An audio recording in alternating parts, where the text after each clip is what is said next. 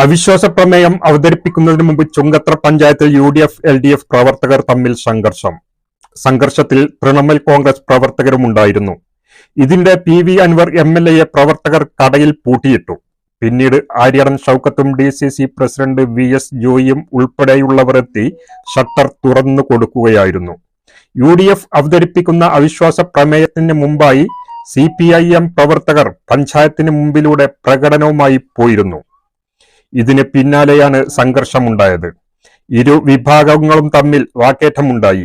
ഇത് തടയാൻ ശ്രമിച്ചതോടെ പോലീസും പ്രവർത്തകരും തമ്മിൽ ഉന്തും തള്ളും ഉണ്ടാവുകയായിരുന്നു. പോലീസ് ലാത്തി വീശിയെങ്കിലും പ്രവർത്തകർ പിരിഞ്ഞു പോവാൻ കൂട്ടാക്കിയില്ല.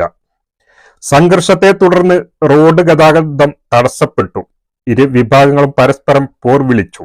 അവിശ്വാസ പ്രമേയത്തിൽ LDF അംഗവും പഞ്ചായത്ത് വൈസ് പ്രസിഡന്റുമായ സുനൈബ സുധീർ UDF-നെ പിന്തുണക്കുകയാണെങ്കിൽ LDF-ന് ഭരണം നഷ്ടമായേക്കും.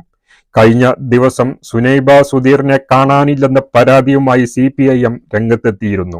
UDF-ന്റെ അവിശ്വാസ പ്രമേയത്തിന് അനുകൂലമായി നുസൈബ നിൽക്കുമെന്ന് നേരത്തെ അഭ്യൂഹങ്ങളുണ്ടായിരുന്നു. പിണറായിസ്റ്റ് ഭരണം അവസാനിപ്പിക്കാനുള്ള പോരാട്ടം തുടരുമെന്ന് PV അൻവർ പറഞ്ഞു.